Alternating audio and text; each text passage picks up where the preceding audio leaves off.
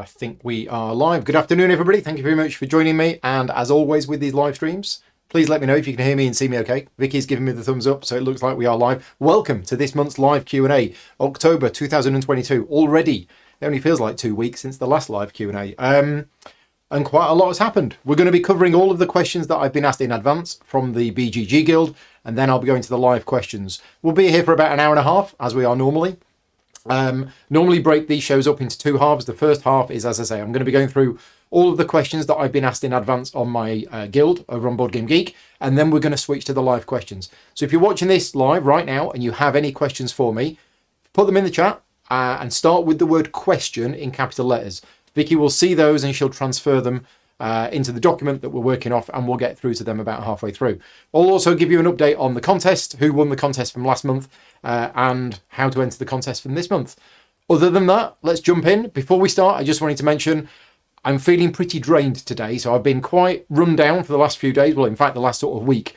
So today might be a little bit of a struggle. If I struggle more than normal, I'll try and power through. But yeah, I'm pretty much struggling to stay awake at the moment. So let's go on to the first of the questions. For those people who don't know, let's start this off. I have a guild over on Board Game Geek, and every month, a few days before these live Q&As, I make a thread on there for people to ask questions. It's mainly for the people who can't make the live Q&A. If they want to ask me any questions but they can't make the live show, they get to ask them in advance. If you're not a member of my guild on Board Game Geek, then please join. It is guild number 2258. Vicky will put a link in the chat right now. Don't worry, there isn't much traffic, so you're not going to get bombarded with notifications. But what I would say is if you do join the guild, make sure you click on the subscribe button as well, because otherwise you will be a member of the guild, but you'll never actually see anything. So if you click on join to join the guild and then subscribe, and you're more than welcome to start any post on there yourself if you're a member of the guild. Anyway, we'll go over to the questions from the guild. So the first question is from Avron, who says, have either of the cats destroyed or even damaged any of your games or miniatures? Good question, and the answer is yes, but a lot less than I would have expected. So when I was doing the Pathfinder Adventure card game solo campaign series, I was using a plastic miniature, one of the old D&D miniatures, to represent my character in the game, and it's like this female rogue with holding daggers up aloft like this. And unfortunately, Thor nibbled through one of the arms. So the arm is still hanging on, but literally by a thread. And I keep meaning to fix it somehow. I don't quite know how I'm going to fix it. Probably a bit of milliput. But other than that, we tend to be quite lucky. We don't actually get that many destroyed components, which is good. Next question, unrelated to cats, is, and this is a really good question, do I feel that the experience that I've got with video editing over the years, so I've been editing videos now, I've been creating YouTube videos and editing them for about 10 years now. Has it made a noticeable difference to how long I spend editing as the years go by, or perhaps the learned efficiency has led to more advanced edits?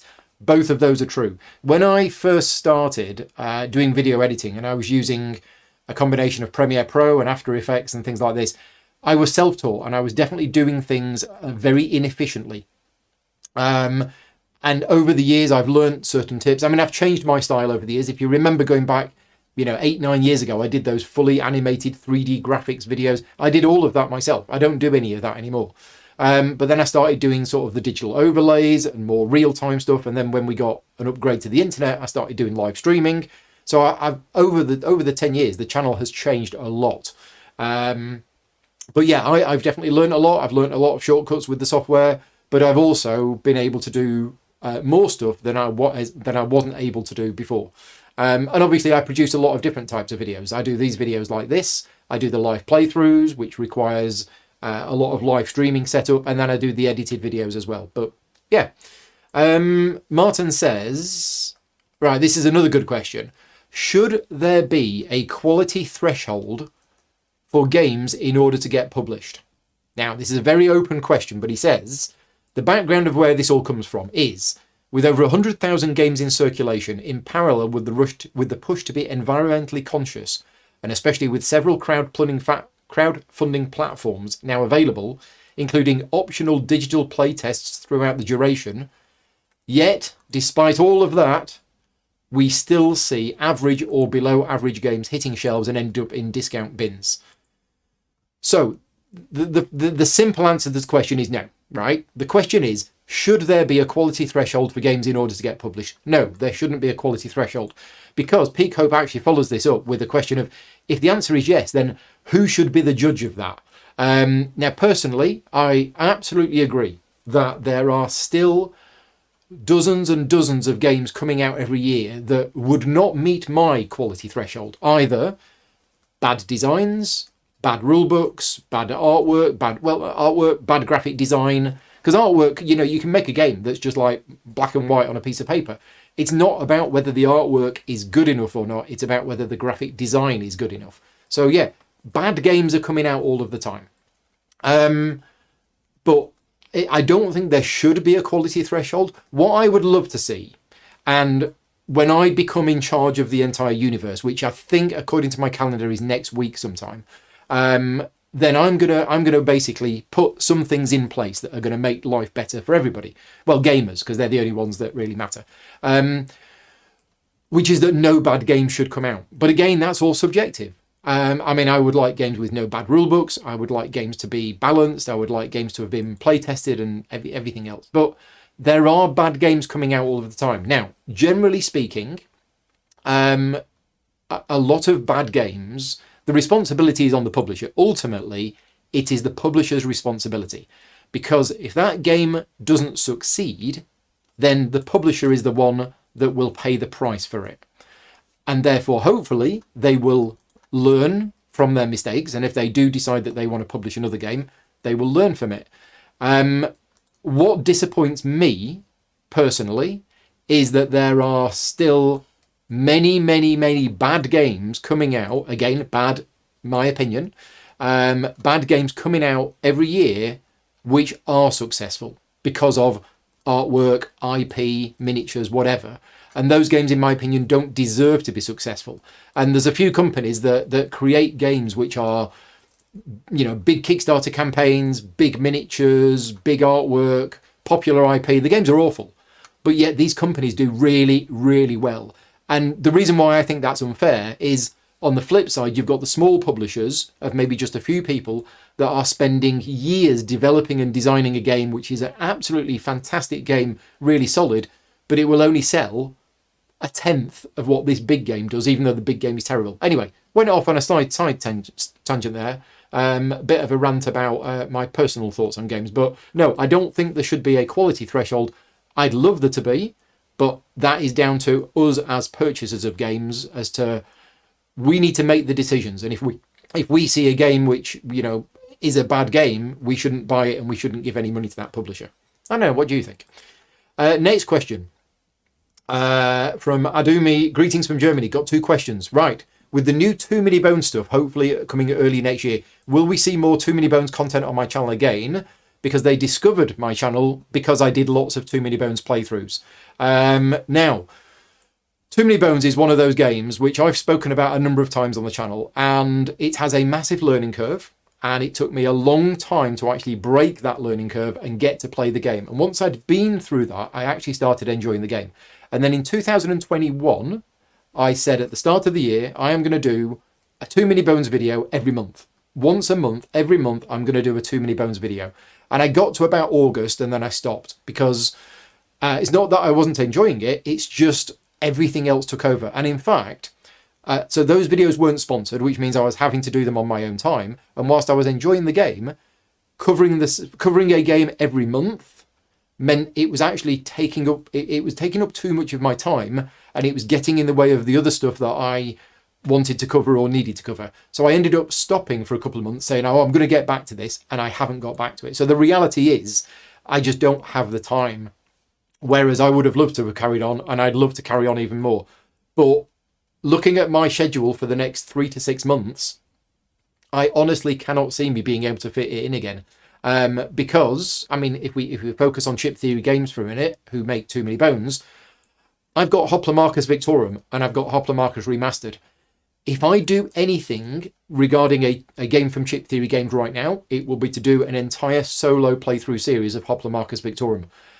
But that is going to take me weeks, if not months, and it's unlikely that it will be sponsored, so I will end up having to do that on my own time. So yeah, short answer is, no plans to do any Too Many Bones content on the channel, but that isn't because I don't like the game. I just haven't got time to do everything. Second follow-up question is that say that you're really looking forward to the new gearlocks and their new mechanisms. Do I have any favourite of the new gearlocks? I haven't actually looked, unfortunately.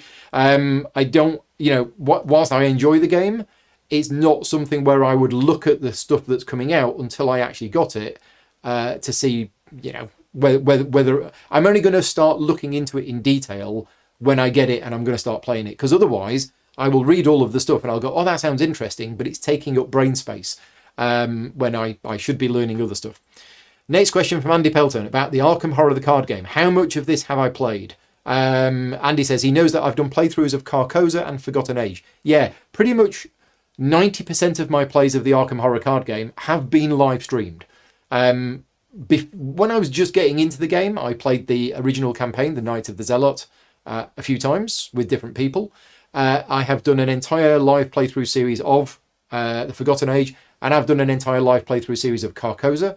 I have also played Dunwich Horror, is it? I think. Or anyway, I've played through that one. That wasn't live streamed. So I've played through 3 of the campaigns.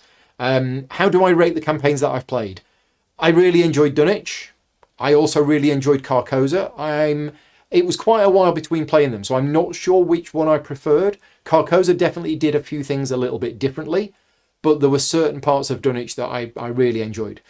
Forgotten Age I wanted to enjoy, but I found it quite punishing. It possibly was the better one because of the way that it did things, and it was a lot more interesting. But I found certainly the initial scenarios, too punishing and a bit too brutal. It seems to be a common conception about the game, and that the return to the Forgotten Age seems to have fixed that.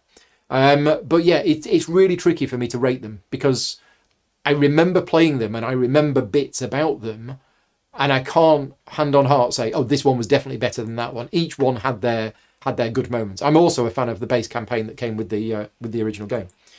And what are my thoughts on the new release style? I absolutely 100% agree with it. I didn't like the old release schedule. I thought it was awful for many reasons. So I like the fact that they've changed it. For those people who don't know, the Arkham Horror card game used to release they used to release a sort of big box which had scenarios 1 and 2 in it, and then they would release the other ones as chapter packs. So every month a new chapter pack would come out, and now they just release 2 boxes, one for all the investigator stuff, one for all the campaign stuff. It's much much better. It's a far better format, so I'm glad that they've done that. Next question from a Mr. Tony Boydell. Is there truly any innovation in game design at the moment? Tony says we get plenty of well-engineered games, but aren't we a bit in the doldrums? You might be right, Tony. Now, the background to my answer is, I am somebody who goes to Essen every year and gets excited about all of the new games that are coming out from Essen. And I've recently got back from Essen and I've brought back 25 new games, and I'm excited to play all of them.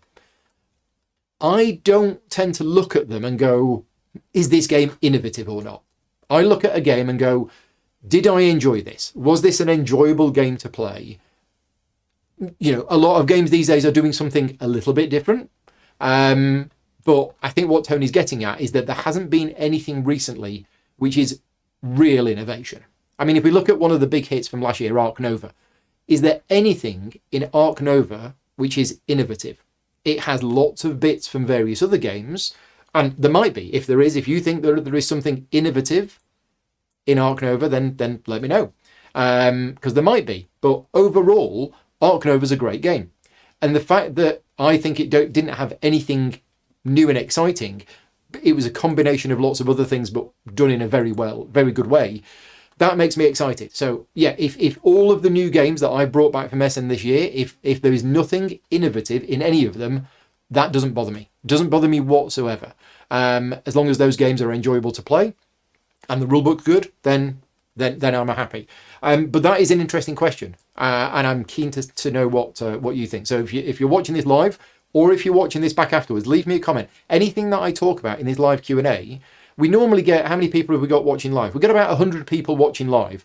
These videos, after a few weeks, normally get about 1,500 to 2,000 views. So that means there is about 1,800 people who watch this video back afterwards. And if you are one of those people, I am curious to know what you think. do you think there is any innovation in game design at the moment? And the follow-up question is that a problem? Because when Tony posted this question on by BGG Guild, Roderick Smith replied and said, corollary to Anthony's question, do we need constant stroke cutting edge innovation in game design? Or is it possible to make a great game that doesn't do anything new? Absolutely, Roderick. That's what I was sort of getting at, is that for me personally, I don't come back from Essen and go, there was nothing innovative these days.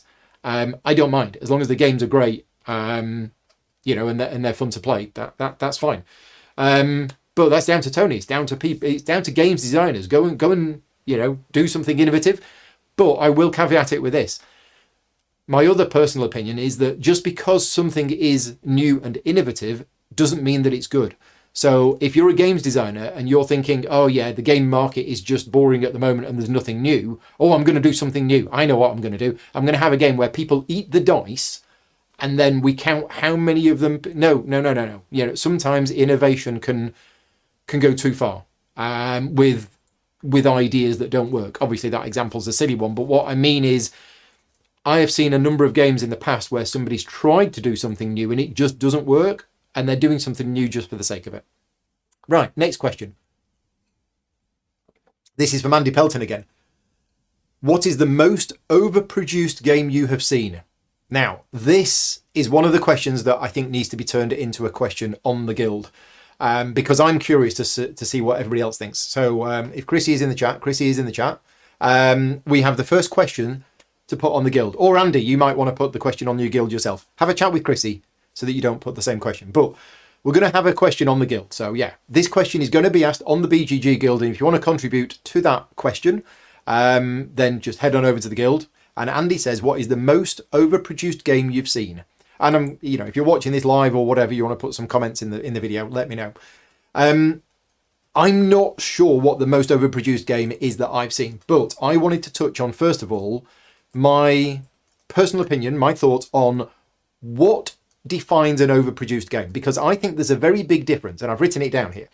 There is a big difference for me between very high production quality and overproduced. So overproduced for me, and correct me if I'm wrong or let me know if you think anything different. Overproduced is something which is put into a game which has clearly cost extra money and maybe looks nice, but is totally not needed. So bling. And we have a lot of games coming out these days that are on Kickstarter where there's all of these add-ons with all of these extra components that just make it look nicer. So, if we talk about, for example, let's talk about Hoplomachus Victorum again, which I am very excited to play at the moment. And I did an unboxing video of it last week, I think. I wouldn't have said Hoplomachus Victorum is an overproduced game. It is very high production quality, but I don't think it's overproduced. That's my personal opinion on that. So yeah, I'm curious to see what people class as an overproduced game. And Andy is also saying, if I'm working on a project that has clearly it's overproduced, do I raise this with the publisher or whatever? To be honest, Andy, it really depends on a number of factors. First of all, how much I'm involved with that project. If I'm involved in a project and I'm just helping to do consultancy on the rulebook, or if I'm doing a video on the project or something like that, then the game's already done. It's totally nothing up to me. If I'm involved in a game, which I'm less so these days than I used to be, like when I really got involved working with Czech Games Edition, if I'm involved at a stage where discussions are being had about what components we're going to have in the game, whether I would say anything if I felt it was overproduced, that all depends on how comfortable I would feel and my relationship with the publisher. But generally speaking, where I am with games right now, I don't get involved in that particular thought process or discussions. But Andy's saying that it popped back into his mind after he saw the Redwood Kickstarter. So I've seen that there is a game on Kickstarter right now called Redwood. I don't know anything about it. But apparently it has 3D stands for the movement and photo templates, and they look really fiddly to use. So there we go. That's Andy's thoughts. Right, next question from Angus. Angus is asking me, why do I hate rulebooks that use the point format, e.g. rule number 1.1.13? Right, first of all, Angus, I don't hate them. I don't personally use that format myself, but I don't hate it. I've read a number of rulebooks that use that system. It comes from old rulebooks, and it comes from a lot of wargaming rulebooks. But I personally don't use it, but I don't hate it. I think the misconception is because I don't use it myself in the rulebooks that I work on, and I personally don't believe it is necessary. There are many, many, many good rulebooks out there. In fact, most rulebooks do not use this numbering system. And there are many great rulebooks out there that don't use the numbering system. So the numbering system is not needed. And I get why a lot of people find it useful, is because you can reference and you can say, see rule 17.3.4. However, if that was a rulebook that I would write, I would say, see the rules on taxation, page 12, which in my opinion is just as good. Because if it says, see the rules on taxation, page 12, I turn to page 12, I see a big header that says taxation, and there's the rule. That for me has exactly the same as see rule 12.1.3, where I would have to go, okay, I need to find section 12, 12.1.3, there you go. So it is more precise, I get that. And if people are used to reading that point system, then it's fine for them. However, the reason why I don't use it is general readability and general accessibility. In my opinion, the majority of people reading rule books, and obviously this doesn't apply to a lot of people, I'm just saying the majority of people, when they're reading a rule book, if they see that old style not the bullet points, but the numbering system, if you saw that in, for example, the Catan rule book, or the Flamecraft rule book, or the Azul rule book, or something like that, it would put people off because it looks too technical, it looks too detailed, and it looks like it's an old technical manual. And I think that's why a lot of people don't use it anymore. But that's not to say that I hate it. Angus is saying, yeah, he's got an engineering background, so it is easier to reference. Yes, and I get that. I get that. Right, Gavin is asking a question. This is another really good question. We got this month might win the month for the best questions asked. So Gavin Kenny is asking, do I think that these days games get sold on their aesthetics rather than the quality of the actual game? One word answer, yes. If so, do you think that there are a number of beautiful but mediocre games that are being rated higher than they should be on BGG, and very interesting mechanically but bland looking games that are rated down on BGG because of their looks? Yes, yes, and yes. I agree with absolutely all of that. And we've been in this situation, I think, for at least how long? At least 5 years, possibly more. And yeah, games these days are getting sold on their aesthetic. If you look at successful Kickstarter campaigns or GameFound campaigns or whatever crowdfunding platform it is, those crowdfunding platforms are very highly focused on, here's how attractive the game looks, here's pictures of all of the artwork, here's pictures of all of the miniatures, here's all of the cool stuff, this is how good it looks.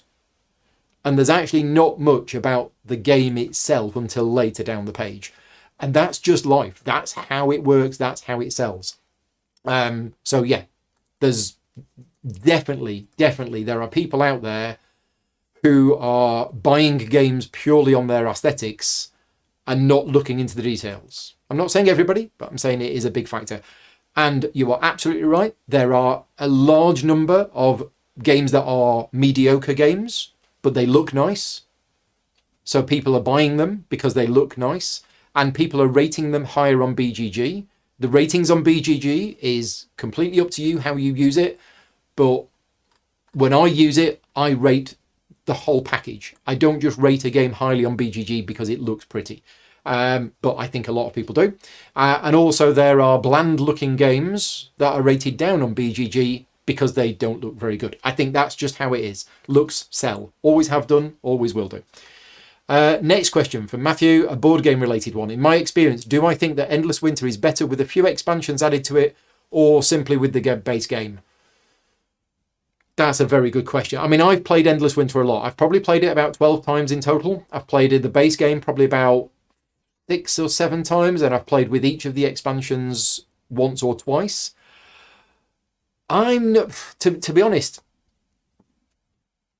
the question of whether it's better with a few expansions or not, I'm going to say no, but that's not to say it's worse. It's different. I mean, if you add in the Ancestors expansion, it changes the game. If you add in Rivers and Rafts, it changes the game. If you add cave paintings, it changes the game.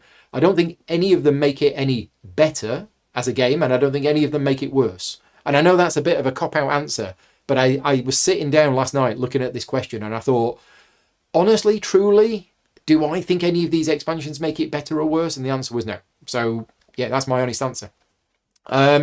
Next question. Which part of England would be, in my opinion, a good place for a first-time Canadian tourist travelling with wife and daughter, aged 12 and 14? It's a very, very specific question, this. Planning to come to the UK sometime in the next couple of years for 2 to 3 weeks, but don't know what's a must-see outside of London. But you really prefer countryside and would like your opinion if you don't mind sharing it. I don't mind sharing it at all, but everybody is going to have their own opinions. And I chatted with Vicky last night about it. We live in the southwest of England. The southwest of England probably has very nice countryside. Some might say the nicest countryside in the country. I'm not going to say that because I'll get lynched by other people. But the countryside in the southwest of England is very nice. But also if you want to go to somewhere like the Lake Districts, which is the northwest of England, that's very nice as well. Wherever you go, I think you will find a really nice area. It all depends where you are flying into and whether you're going to hire a car and how much you'd want to travel around and things like that. To give you an idea, the southwest of England, where I am, is about 3 hours away drive from London, something like that, maybe 3.5 hours, depending on the traffic. So it's not a big journey to get down into the southwest, but a lot of it is weather dependent, time of the year dependent, and things like that. But yeah, I don't think there is something that you must see outside of London. It just really depends where you want to go. Right, next question from Brian. What snacks did I take with me for my car journey to and from Essen with Luke? Probably the most important question that we've been asked this evening. I took some bananas and I took some bags of nuts. I think that's what I took with me. Did I take anything else? Oh, I took some of those little mini saurine loaves, I think. Yeah, the journey to Essen was obviously a long journey. Luke drove and I was a passenger, but I get hungry very quickly, so I always have lots and lots of snacks with me. Did I get the chance to try any German biscuits in Essen? Stroopwafels don't count because they're Dutch. No, I didn't. No, I mean, I didn't really get to try any biscuits in Germany. I just ate... I had breakfast at the hotel. I grabbed a sandwich for lunch, and I had dinner generally speaking, at the hotel. And then I sort of snacked on nuts and stroopwafels. So I didn't go out of my way to get any German biscuits.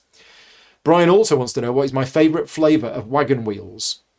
Now, I read this question and I was instantly confused because I didn't realise there were different flavours of wagon wheels. But apparently there is. There's the original ones, the jammy ones, the orange ones, or the sadly discontinued toffee ones. Well, I would have loved the toffee ones because I'm all about toffee. But I don't think I've ever had orange ones, and I've definitely not had jammy ones. But I do like the original ones. I've not had a wagon wheel for years. Am I disappointed that McVitie's are not making their Halloween lemon and slime Jaffa Cake bars this year? I didn't realise they did lemon and slime. I believe they're selling the horrible blackcurrant Jaffa Ween bars instead. Yeah, I did see them in the shops the other day. So no, I'm not disappointed. I have had the lemon and lime Jaffa Cakes at one point in the past. Did not like them. Also did not like the pineapple ones. Pineapple ones, wasn't keen on those, and the lemon and lime ones, wasn't keen on those either. And Brian is going to finish off the biscuit related questions with a non-biscuit related question. Do I have any plans to come to Tabletop Scotland next August? No, for a couple of reasons. I mean, he does say it would make the ideal honeymoon. We are getting married next August. So, you know, I've left August blank because we might be doing something, we might not. But Tabletop Scotland, I've heard about it and I've got a lot of friends and patron supporters who go to it, and it's a very good convention. Unfortunately, I've had to cut down the number of conventions that I attend everywhere really, and anything that is a long way away, I find, yeah, I mean, apart from Essen, I will always be going to Essen, but I've had to cut out Aircon. It's kind of ruled out Tabletop Scotland and going to the American conventions as well. Just because the travelling that distance doesn't sit well with me. Next question from Radek. Someone has already touched on the topic of cats. So does our cat sometimes jump on the table during the game? And if so, do we gently remove them? Not very often. Not very often. We're quite lucky in a way that they don't generally jump up on the table. Thor did during the game on Saturday, but he didn't actually get onto the table. So yeah, we're quite lucky and we don't have the cats jumping on the table and destroying the game. That doesn't generally happen to us. He says that he often has such a guest on the table as a careful observer, but doesn't spoil anything. He just lies there and watches the gameplay. Excellent, excellent. Right, next question. This is another good one. And I'm going to upset some people here. I'll warn you now. Recently, there has been a discussion in Poland about marking films on YouTube as sponsored material. And about opinions of reviewers if they got games from publishers. So here's the question, and here's what Radek is mentioning about, because I did talk about this in my vlog from October. And I'm very, very curious to know what you think in the chat. So I want a yes or no answer from everybody who is watching this live now. And also, if you're watching this back afterwards, I'd like your opinion as well.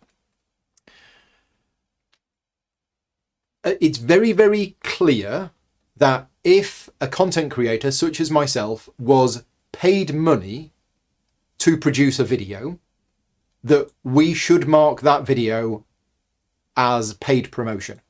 I do that. Everybody else that I know does that. A few years ago, people weren't doing that. There was a lot of trouble over it. That's not the question, right? That is not what this question is. So put aside that. If I get paid money to make a video, then on YouTube, that video will say paid promotion. We're not talking about that. What we're talking about is if I get given a game for free by the publisher for me to do with what I want. And sometimes that will mean me covering it on the channel in the way of a video. The question is, should I mark those videos as paid promotion because they gave me a copy of the game? Nothing else. They didn't give me any money. They didn't give me 2 copies of the game. They just gave me 1 copy of the game, which was a review copy of the game. Now, there are some people who believe the law says that that video should be marked as paid promotion because receiving a copy of a game, according to some regulations, counts as payment. Now, I don't do that, but also neither does any of the big names. Dice Tower don't do it. Shut Up and Sit Down don't do it. Rado doesn't do it. I could list dozens and dozens of content creators. There is one at least that I know of that does do it because they firmly believe that even receiving a review copy of a game counts as payment. But I personally don't. That's my opinion on the game, my opinion on the subject. And for example, this Friday, I am doing a live playthrough of Atiwa, which is Uwe Rosenberg's new game. Lookout Games gave me a copy of the game at Essen for free for me to have and take to Gridcon and do all of these things with, and I'm going to be doing a video on it on Friday night. I've not been paid any money whatsoever to create that video, so I'm not marking it as paid sponsorship because I wasn't paid any money to create the video. Following on from that, I'm going to be doing a video on Splendor Duel, which again, I've not been paid any money to do that. Sure, they gave me a copy of the game, but that's it. However, on Sunday, I am doing a live playthrough of Frostpunk, and I am being paid to create that video. So therefore, I will mark that as paid promotion. That's what I do, and I believe that's what most other content creators do. Whether it's legally allowed or not, I don't know. But to be honest, if the big names are doing that, and the big names and nobody's pulling them up on it, then a small channel like me is fine. Anyway, there's apparently a lot of discussion about this going on in Poland. It's not just Poland. There's discussions about this going on everywhere. But that's what I think about it, and that's what I'm going to continue to do. Now, of course, if the authorities come down on Dice Tower, Shut Up and Sit Down, Rado, and say, even if you got a free copy of the game, you must now do this, otherwise we're going to close your channel down, then of course I'm going to do it. I'm not going to deliberately, do something wrong, but I don't know. I don't think it's wrong. Anyway, Mick is asking, now that I'm a public figure in the industry, how does the experience of playing games when streaming and doing a live stream versus when the camera is not on? Do I prefer one or the other? I imagine this is not an easy question to answer. Actually, it is quite an easy question to answer because I have a lot of experience with it. In fact, I play games now live streamed more often than I play games not live streamed.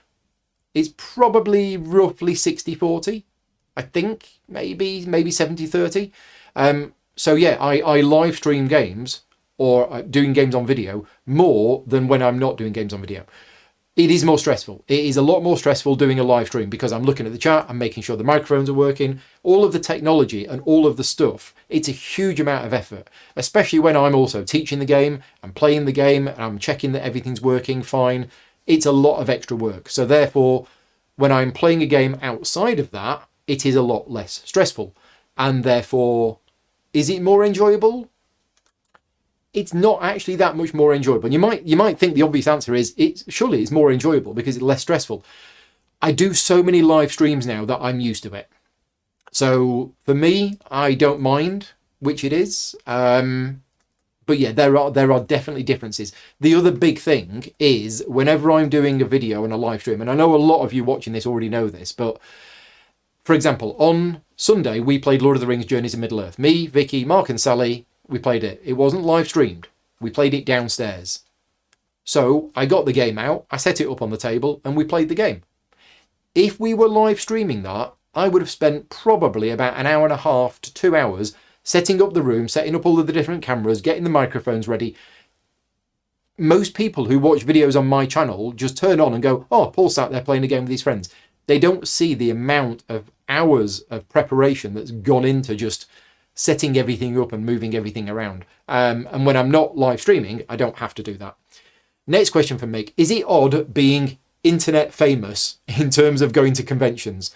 I've heard it's quite common now for people who are very well known in niche areas have this strange experience of being utterly unknown in almost all of their life, but then are essentially like rock stars when they go to events in their area. I imagine you get approached a fair bit at places like Essen. Curious to know your thoughts. You're absolutely right, Mick. I can go anywhere, in Columpton or Exeter or wherever, and I'm just a normal person walking down the street, going to the shops and doing all that stuff. I go to somewhere like Essen, and at least probably 10 to 15 times a day, somebody will come up to me and say, hi, Paul, just wanted to say, love your videos. Thank you very much. Can I get a selfie with you, etc., etc. That's just how it is, and then I leave there and, back into the normal world again. So I don't have any thoughts on it. I've always said I'm not really a celebrity. I don't act like a celebrity. I don't think of myself like a celebrity, and I'm not.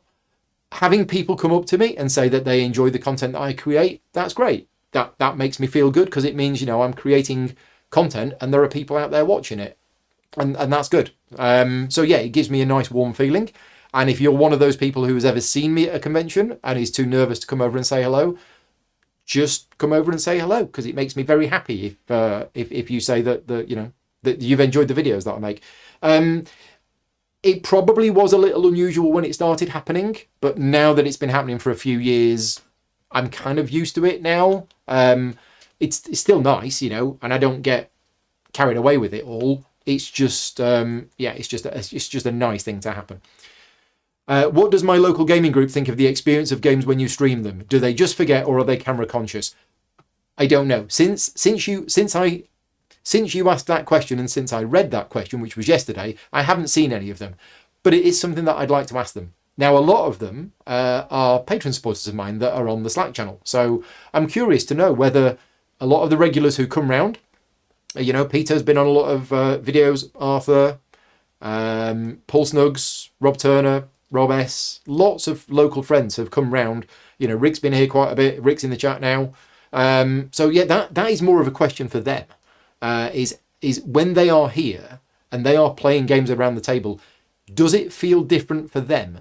Does it make them more nervous? Are they bothered by it, or do they just play it as if they would normally? So it's a good question, not one I can answer. Right, questions from Roger. As someone in the business, obviously you barely have time to keep up with the new ones, even if you only play them once or twice. Yeah, absolutely. But if I weren't in the business, would I be playing fewer games more extensively, or would I be playing lots of different games 2 or 3 times a week? That's a really, really good question, Roger. If I didn't work in the industry, how would my game playing be? I think, to be honest, it would be different from what it is now, because there's a lot of games which I cover on the channel which are sponsored videos. That is because this is my job and I need to do the sponsored videos in order to, pay the bills and everything else. There are some sponsored videos that I do which are for games which I probably was going to buy myself, and I would probably cover it on the channel, if I was a millionaire and didn't need to get paid for making videos. But there are other games that I would cover on the channel because the publisher reaches out to me and asks me to cover it. And I'm not going to start listing those now, because you might infer from that it's not a game that I want to cover on the channel. That's absolutely not true. And there's been a good example of that recently. I spoke about Rebuilding Seattle in my latest video log. WizKids, the publisher, asked me if I would create a tutorial and playthrough for Rebuilding Seattle. Rebuilding Seattle is probably a game that I wouldn't have even heard of. I wouldn't have even, reached out or looked at or anything like that. However, they asked me to create a video on it. I looked at it, I said yes, I did it, and I thought the game was absolutely fantastic, and I'm really happy that I did a video on it. But every time I cover a video on the channel which was sponsored, where the publisher asked me to cover their game, is time which I would have spent playing probably one of my existing games. So you're absolutely right, Roger, is that I probably would cover fewer games, but I would play them more often. Roger also wants to know about sleeving cards. So sometimes I play with sleeved cards, sometimes without. What are the main reasons I decide to sleeve or not? So there's a couple of things here. First of all, there are some games that I have where I have sleeved all of the cards. For example, ISS Vanguard. I just got my copy of ISS Vanguard a few weeks ago, and Awakened Realms sent me the big box which contained all of the sleeves to sleeve all of the cards. So I did.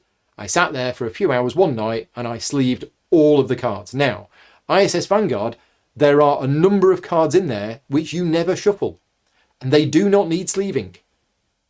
But why did I sleeve them? I sleeved them because they'd sent me the sleeves for the game, and I had these sleeves specifically for this game.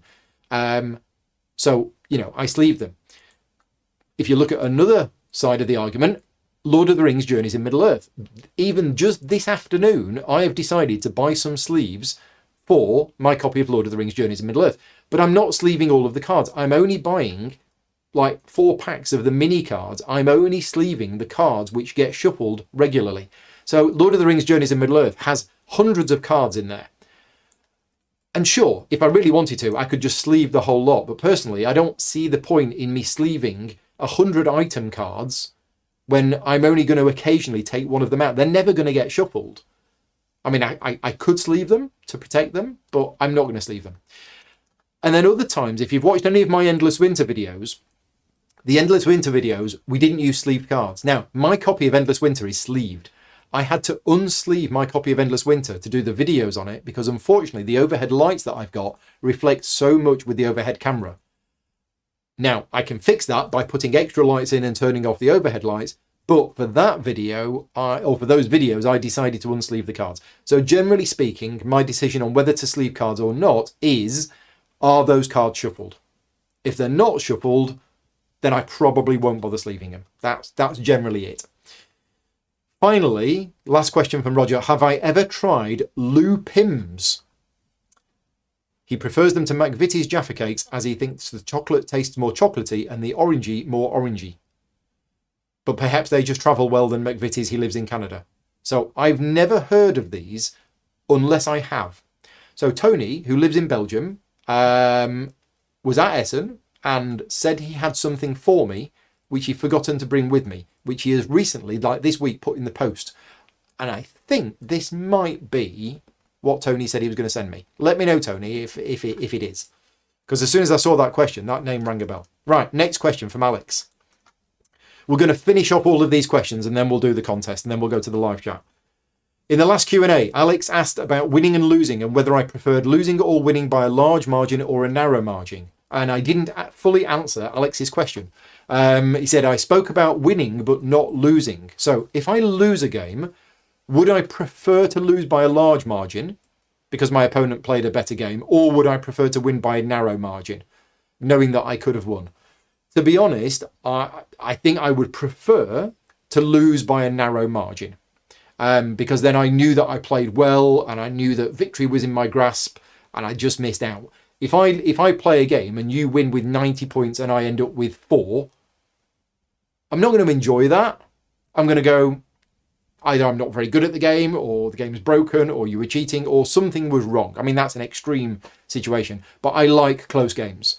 So if a game is very close, I will enjoy it more. And if I only lose out by a couple of points, I mean, I don't mind. You know, if we play a game and you score 90 and I score 60, I'm clearly not very good at the game. I have no problem with that. I'm not going to get upset or angry, but if I lose by a little bit, I would probably enjoy that. Next question from Phil. When you've been digging through old games in the garage or loft, what has been the most surprising thing that you've found? Was there something you thought that had been binned years ago and has now turned up? I asked Vicky about this last night because I don't think there has been. So for those people, I've spoken about this a little bit on my Slack channel recently, but I've got a space problem in the house.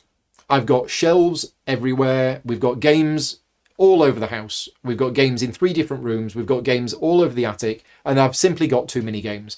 And the problem is not going away. In fact, the problem is getting worse and worse, because I probably acquire about 80 to 100 new games a year, and it's just ridiculous. So I've made the difficult decision a few months ago that I was going to get rid of a lot of my games. To be fair, there's been a huge amount of games that have been moved from primary storage into secondary storage to tertiary storage, and then tertiary storage into the attic. And I think, well, hang on a minute, Paul, if you've moved them around so much and you've put them in the attic, surely you're never going to play it again. It is literally just taking up space in the attic. So what I've done, this was only like a couple of months ago, I went through the attic and I have moved about 80 games or 100 games into the garage, which is like the 6th stage of storage, and they are to be gotten rid of. I will be putting a lot of them into the charity raffle at Gridcon, or I will be putting them into bring and buys, and whenever I put games into the bring and buys, I give all of the money to charity, because a lot of these games I got given for review, and I think it's morally wrong for me to sell a game for money that I was given as a review copy. Personally, I don't like doing that. So if I ever put a game into a bring and buy that was one that I didn't buy myself, the money then goes to charity. But the question is, while I've been doing all of that, did I come across anything that was a surprise that I didn't realise I had? No. Because as I was going through them, there was a couple like, oh yeah, there was this one and there was this one, but there wasn't anything that was a surprise. I kind of knew that I had it. Next question, what's the weirdest place that we found Thor or Loki asleep? It says Steve has managed to trap himself in the downstairs toilet, found him curled up on a towel. So we talked about this last night. Loki, now and again, I mean, it's not weird, but Loki will sleep on anything which is soft. So for example, the other day, we brought the washing in from outside, but we just sort of threw it all over the sofa. Right, we didn't put it away. We brought it all in from the outside because it was late or something like that, and we just threw it all over the sofa. The sofa was covered in dry washing. 5 minutes later, Loki's asleep right in the middle of it. So anything soft, he will just sleep on. The other thing that Loki likes sleeping on, because he's a black cat, is anything that's black. So occasionally, if I was to leave my rucksack in the hallway downstairs, which is a black rucksack, he would sleep on it, and literally you couldn't see him. So I think he has this affinity for things that are the same colour as him. So he likes to hide and disguise himself, and he sleeps on things that are black. Right, final question from the BGG Guild is from Kenneth. Now that I've retired from rulebook writing for some time, I announced it in October last year, but I've still been spending this year wrapping up some projects. Is there anything about it that you miss? Do I think that the overall standard of rulebooks has gone up since you first started working full-time in the industry? Yeah, there are things about it that I miss. I certainly don't miss the stress, the late nights, the weekends. I don't miss all of that. I'm still doing that now, but I'm doing it for different reasons. But there are things about it that I miss. Yeah, I'm trying to think what. It's just... It's a good feeling sometimes, and some of the publishers that I've worked with, I mean, the ISS Vanguard rulebook, working with the designers and the developer of that was a pleasure. It was a really, really nice project to work on. The Frostpunk rulebook, working on the Frostpunk rulebook, again, it was a job, you know, it was hard work. It was really, really hard work. But the people I was working with were great people.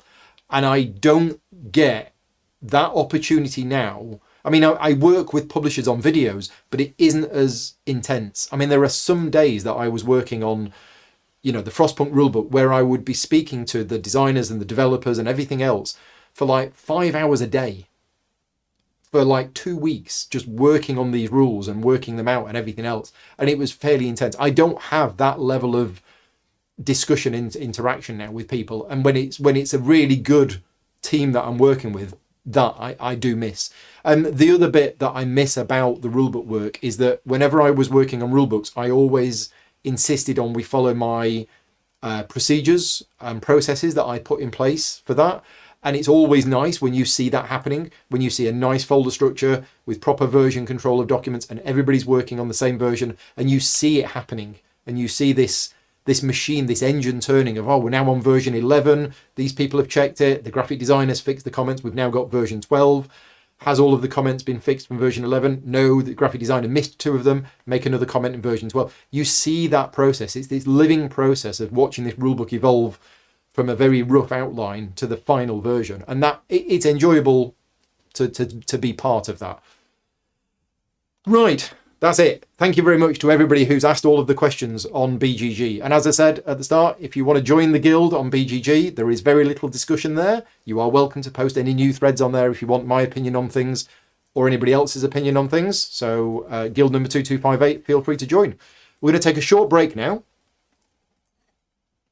We're going to talk about the contest. So every month, as part of these live Q&As, I give away £50 worth of games vouchers to Games Law. £25 of those vouchers comes from Games Law themselves. They pay for it. And the other £25 of those vouchers comes from me. This is to celebrate the fact that we reached 800 patron supporters last year, and we've managed to stay above 800 patron supporters this year, which is great. So a big thank you to all of my patron supporters.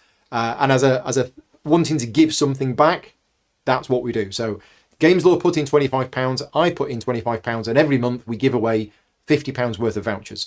To win the £50 worth of vouchers for this month, all you need to do is enter the contest. Vicky's going to put a link in the chat to the contest. It's a Google form, and it will ask for your name, your email address, whether you are a patron supporter of mine or not, because if you're a patron supporter, you get double entries, and the password. And we haven't even decided what the password is going to be. Let's say chopstick, because I've got my chopstick here, which is my pointer that I use now when I'm doing live streams. So chopstick is the password. And yeah, you could win £50 worth of vouchers. The winner last month was none other than Mad Halfling, Phil the Sheep.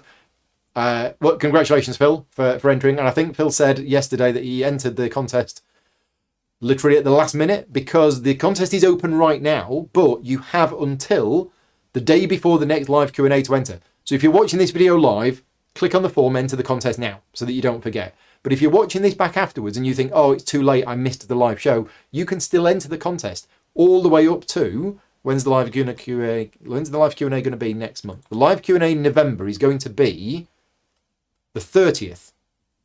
So you have until the 29th of November 2022 to enter the contest.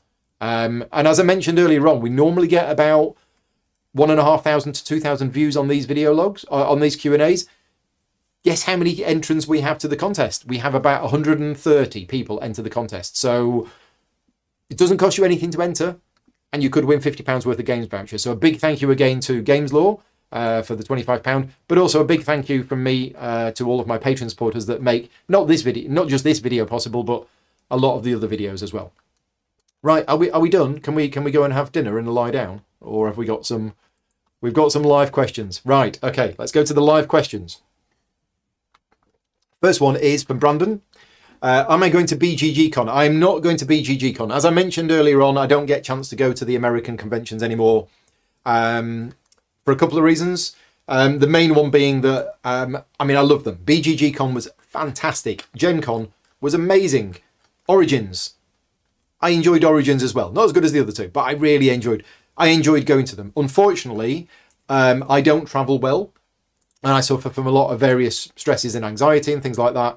So every time I went to an American convention, it would be a 20 to 22 hour journey. I would get there having not slept and be a complete wreck and a complete ball of anxiety. And then I wouldn't sleep. I'd probably sleep about 2 hours a night for about 6 or 7 days. I'd demo solidly for like 12 hours a day. I'd literally fight to stay awake. And then I'd have a 20 to 24 hour journey home. The health impact that was having on me was not good. So during COVID, obviously those trips to America stopped. And I used that as an opportunity to say, I tell you what, actually, I can't really carry on doing this anymore. Never say never. You know, I was invited to go back to Gen Con next year and I would have gone. Unfortunately, I've got a wedding to go to. Not unfortunately. Unfortunately is the wrong word to use. You know what I mean. I don't mean unfortunately I'm getting married. I mean, unfortunately, we happen to have chosen a wedding date which clashes with a very good convention. I'm in trouble. So I'm not going to BGGCon, but it is a really, really good convention to go to. Ricky's asking, should I buy the expensive big deck box thingy by GameGenic? I don't know. GameGenic is a company that they're the people who took over from Fantasy Flight Games making sleeves. When Fantasy Flight Games stopped making sleeves, GameGenic started making sleeves. But GameGenic also do various card holders and game boxes and things like that. I don't really have any experience of those products, so I can't tell you whether to buy that. But if anybody has got any experience of the GameGenic boxes, then let us know. But apparently there is an expensive big deck box thingy, and Rick wants to know whether he should buy it or not. Mark is asking, give us an update on Gridcon, related paperwork and anything we should do beforehand. So an update on Gridcon. For those people who don't know, Gridcon 3 is the convention that me and Vicky organised together. It is happening on November the 11th to the 13th. If you do not have a ticket, then I'm afraid you cannot come. Tickets are sold out, so please don't just turn up at the door because we won't be able to let you in. We are limited on space, and we are a sold out event, which is great.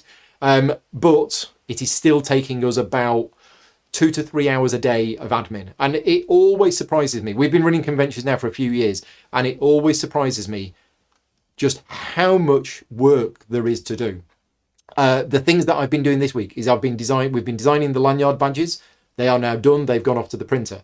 We've been designing the looking for players signs. That's been done, gone off to the printer. The room sponsorship posters that are going to be in each room, because we've got sponsorship from various publishers. So we've done them. Did them on Saturday. They've gone off to the printer.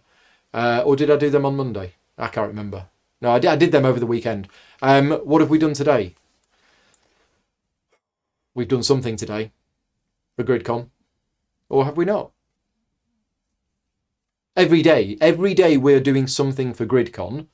And I've got more stuff to do for tomorrow. We need to design the roll-up banner, because we're going to have a roller banner made. That needs to be done tomorrow. The raffle stuff, that's it. We posted about the raffle. We made a decision on where the raffle money is going. So that's been done today.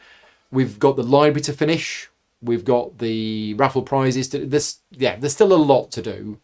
We'll get there. T-shirts, all the T-shirt order has gone in. So if you wanted a T-shirt, I'm afraid that time has passed. We've put the T-shirt order in. So yeah, there's loads that needs doing when you're organising a convention, but we're getting close. Peter is asking, how do I feel about LCGs as a lifestyle game and the business model? He's asking as an addict to all three of the major ones. So Peter, I've got a lot of experience with LCGs. I used to play Magic the Gathering a lot. In the late 90s, Magic the Gathering was the only thing that I did. I spent an absolute fortune on it. I was playing 2 or 3 times a week. I was going away every weekend. I was in the UK Top 100. I took part in the Nationals. I was a DCI level 3 judge. So I was seriously into Magic the Gathering for a few years. As far as the LCG goes, I've got seriously into Netrunner. I do a lot of the Arkham Horror card game. I say a lot of it. I've not played it for a while. Marvel Champions. I've got pretty much everything for Marvel Champions. So I think the games are great. Well, some of them are great. Some of them not so great. I dabbled with the Game of Thrones one, which was very good. I tried the Legends of the Five Rings one twice, but found it way too complicated. But I'm a fan of card games, and I've tried a lot of the LCGs and the CCGs for a while. So what are my thoughts? How do I feel about them being lifestyle games? It all depends on the game, to be honest. Now, Marvel Champions, if we take Marvel Champions, for example, Marvel Champions is having a lot of cards coming out for it every time. And I don't keep up with it as regularly as I could. But if I was to go 3 or 4 months between playing it, I can still dip in and I can still play a game. That's fine, because it's cooperative. If we looked at Netrunner, and the reason why I stopped playing Netrunner is that every month I was buying the packs, but I just wasn't having time to play them. So, and in order to be competitive, you're always having to tweak your deck and look out for the new cards. You can't go to a Netrunner tournament with a deck that's 6 months old. I mean, you could, but the problem is you'd probably get beaten by all of the new cards and new stuff and everything else. So yeah, the problem with those games is that at a competitive level, if you want to take part in the competitive scene, you need to keep buying them regularly. You need to keep up to date. You need to keep reading all of the articles, tweaking your decks and staying up to date. Whereas with other LCGs, like the Marvel Champions ones, you can just dip in and dip out whenever you want to. So I do love those games. I've played a lot of them and I do enjoy a lot of them. And I have no problem with the lifestyle game ones. It's just you need to dedicate a lot of time to it. As a business model, I think it's a successful business model, and it works very well because it gets people buying it repeatedly. You know, if Marvel Champions was a game that just came out and people bought it and played it and then there was nothing more, and then the designers went off and went and designed a different game, it wouldn't work so well. The fact that they're keeping producing cards for it proves that it is successful. And that's because it's a great game. Next question from Alexander. Did I play Sierra Madre type games, BIOS Megafauna and BIOS Origins? If not, what is your opinion about the games? So thank you for the question, Alexander. I have spoken about games from this designer before. I'm not a big fan. I'm not a big fan of games by Phil Eklund for a few reasons. The first one is Phil Eklund's personal opinions about the world and life. I'm not a big fan of those, so I don't support his views on the world. I also think that they are some of the worst rule books that have ever been written for any game ever. And my personal opinion is, why should I spend my time and effort in trying to understand your game when you haven't put in the time and effort to do a good rule book? So I have no time for bad rule books anymore. But also, of the games that I have played of his, I hated them. Really, really didn't enjoy them. I found that his style of game design, which I know a lot of people like, it's just not for me, is more of a simulation rather than a game, and I found them very random. So yeah, games from Phil Eklund, a big pass for me. Now you have mentioned Sierra Madre games, and you've mentioned BIOS Megafauna, BIOS Origin. I don't know if they are Phil Eklund games or not, but anytime I hear Sierra Madre or anything like that, I associate it with Phil Eklund, rightly or wrongly. I might not be right. Next question: do I have plans for the Patreon members to get their hands on more exclusive content? I mean, I'd love to, but it's a case of time. You know, my Patreon supporters are the people who fund the channel. They make not only this video possible, but if we look at all the content that I'm making this week, which was an unboxing video, a live Q&A, 2 playthrough videos on Friday, none of that's paid for. None of these videos that I'm making this week, apart from Sunday, is sponsored. And it's Patreon support that keeps that funding going. Now, I do like to release some exclusive content for Patreon supporters, and there will be some exclusive content for Patreon supporters this week, which is watching me set up and learn how to play Frostpunk, which is probably going to be a very long video. And I have thought in the past about doing some, some extra content for Patreon supporters. But at the moment, it's a case of I don't have time to fit in that extra content, so I'm not sure how I would do it. I also like the fact that most of my content is available to the public. The Patreon support is always an optional extra. It's always, if you are able to support me on Patreon, then your support is very much appreciated. I'm not keen when people put a lot of content behind a paywall. So I try to keep generally my Patreon only content as the behind the scenes views, the content that generally wouldn't go out to the public. That's what I try to do. But yeah, I'm not ruling that out in future. Next question from Hannah. Have I played everything from Endless Winter now? No, I haven't. I haven't used the Aurora. I haven't used the Mammoth modules. So yeah, I've played most of the big expansions for Endless Winter, but the small little editions, I've not played with them. I don't think they have much change on the game. There is the Mammoth module, there's the Canine Familiars module, there's the Aurora Borealis module, and there's the Squirrel and Nut promos that I've got. I haven't played with them, but they are ones that you would just add into an existing game rather than think, they don't class as a full big expansion. So no, I haven't had a chance to play with them. I haven't played it since we did all of those videos on it, and that's not to say that I've had enough of playing it. It's just that I have to get on with the other stuff that I need to do instead. Kitty says, how large are those Stuffies? They look humongous. This is Arnie the armadillo. If I just hold it up, you can see, there you go. If I put it against my chest, you can see how big it is. So it's pretty big. And this is Steve the snail. Steve is slightly smaller than Arnie. Okay, he's a lot smaller than Arnie. But yeah, that's Steve the snail. So yeah, that's those. Let's get it back in the right position. Oh, there you go. There he is. And because I'm using a green screen, he's got a bit of a speckled effect because obviously he's green himself. And this is William, which is a gift from Josh's wife, I think. Right, next. Zodtan says, what are your thoughts on publishers that come out with a big box that contains everything from a game, especially if you already own the game? Personally, it irks me. Yeah, it's one of those things, isn't it? You've bought the game, you've bought all of the expansions, and then they go and do a big box version. And you're like, but I've bought the game, I've got all of the expansions, and you're now doing a big box with everything in. Personally, I would prefer the big box with everything in, because otherwise you've got all of these boxes and you don't know where to put it. So I can absolutely understand the negative feelings that it gives you when you're like, well, I've already bought all of this and now there's a big box. But on the flip side, it allows people to go, oh, I'll tell you what, I've seen that game and that looks good. And now here's my opportunity to buy it with all of the expansions. So I've got mixed feelings on it. I'm surprised it's as popular as it is, because generally speaking, a big box version with all of the expansions included is going to be expensive.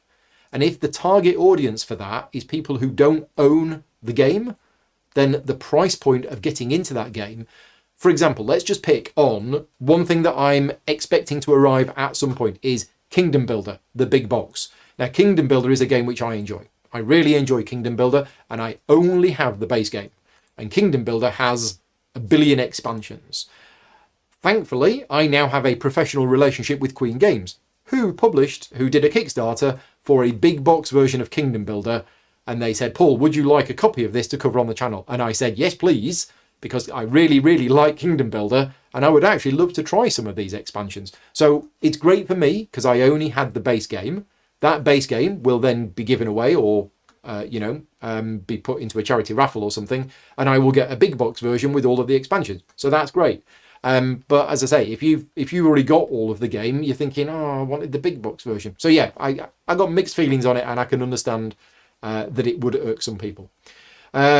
Next question from Zilbernet. What are my thoughts on Peloponnese and expansions? Played it at a con recently and added it to your collection immediately. So I was there the year that Peloponnese came out at Essen. I can't remember what year it was.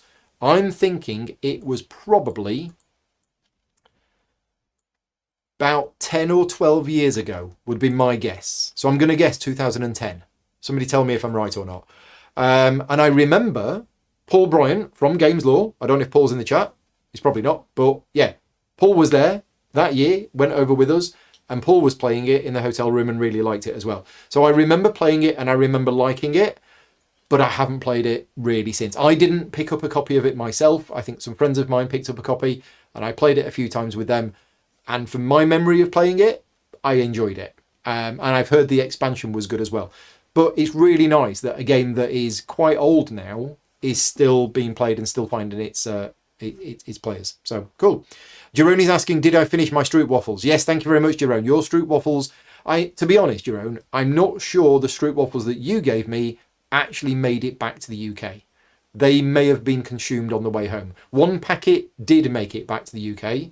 But I don't think it was yours. I think yours was the first ones that I opened. So yeah, they didn't make it back. James is asking a question. Do I still play the prototypes of games that you either haven't come out yet or have not come out yet, such as Power Core, Call of Cthulhu? The answer to that is no. And that, again, similar to my comment on Too Many Bones, is not because I didn't like it. So let's just pick on this one specifically.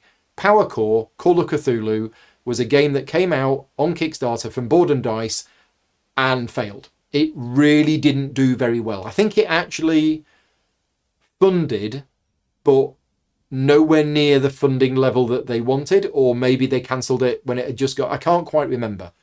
But Board and Dice had been working on this game for a long time, and they went on Kickstarter with it, and the response to the game was absolutely nowhere near what they expected and nowhere near what they wanted. So they pulled the campaign, they've gone back to the drawing board with the game, and I think it's a real shame because I played the game and I really enjoyed it. I thought it was an excellent game and I enjoyed the gameplay. I enjoyed the decisions that you had to make in the game, and yeah, I just really enjoyed the game.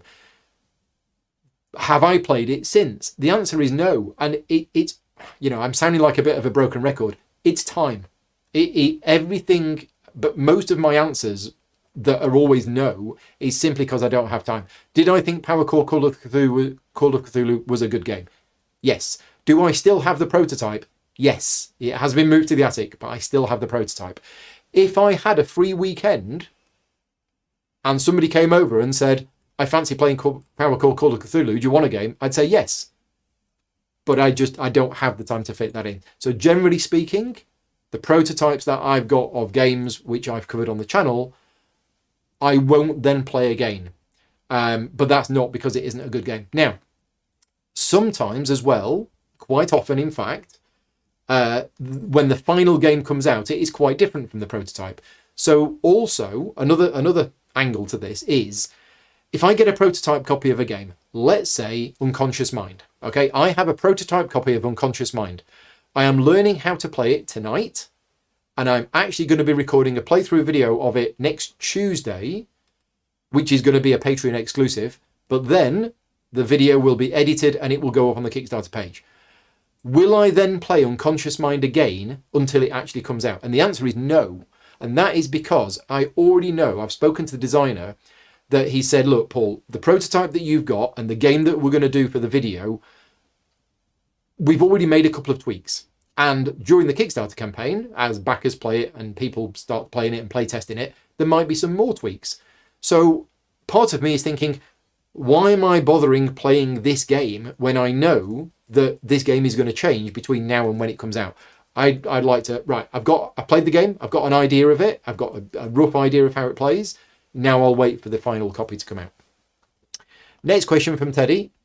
Just looking at the time, we are 6:15 and we have loads more questions. So we do need to be disappearing at about 6:30 tonight. So can I just ask, no more questions, please? We've got plenty of other questions to go through now. If you have any other questions for me, please wait until November's live Q&A. And I'll now answer the rest of the questions that we've got. Right. So from Teddy. I am concerned about the growing political and humanitarian issues with China. Seeing as many games are produced there, should we as consumers perhaps address this issue with publishers? That is a very, very good question, Teddy. And it is one of those things which sometimes, I think about, hang on a minute. Yeah, you look at the world situation and you look at what's going on. And the reality is that a lot of our board games are made in China. And when we look at China's record on human rights and various other things, we might not agree with those. And yet the board games that we buy are made in China. I don't know. And the reality is, let's say, for example, I wanted to take a stand and I decided I am not going to buy any board games, or I'm not going to cover any board games on the channel which are produced in China. Let's just say, for example, that I decide I'm going to say that, and I'm going to stick to my guns and I'm not going to have anything to do with them. My channel would slowly disappear because a lot of the games, and even when the games are not completely produced in China, sometimes China might produce the miniatures, for example, because they do really good miniatures that are hard to produce elsewhere. So that's just the reality of where we are. If we were collectively going to turn around to publishers and say, I'm sorry, Mr. Publisher, I'm not going to buy your game because you're having it produced in China, it would take a lot of people for them to change their mind. And at the moment, I don't think they have really a choice. That's just how things are. The big companies in China that are producing games, Panda, E-Star, fantastic quality, do a really, really good job. I don't know if there is anybody else that can match them on quality and price. And if there is, why aren't other publishers using them? So yeah, I think that's just where it is. And it is one of those things that sometimes we just have to just deal with. Ray is saying, following on from that question, some small businesses are making improvements for sustainability reasons. Is sustainability impacting the board games industry? Yeah. So one of the unboxing videos that I did last week, this was a little bit unusual, but I did an unboxing video last week for Atiwa, which is Uwe Rosenberg's new game. And when I took the cards, I noticed that they weren't wrapped in plastic. You know the plastic wrappers that are normally around decks of cards with the little tape that you pull open and you take the cards out? Lookout Games no longer use that. So since earlier this year, they have basically said they are not using the single-use plastic in their things. They are using more papery, environmentally friendly stuff. And that was really good to see. And I'd love to see more publishers following suit. Unfortunately, this does tie back, which Ray says, to the production in China. There's a lot of stuff which arrives from China. And I'm thinking specifically the stuff that I've had recently where you'll have a card and it's wrapped in plastic. And then there's another thing, and there's way too much plastic used in them. So yeah, is sustainability impacting the board games industry?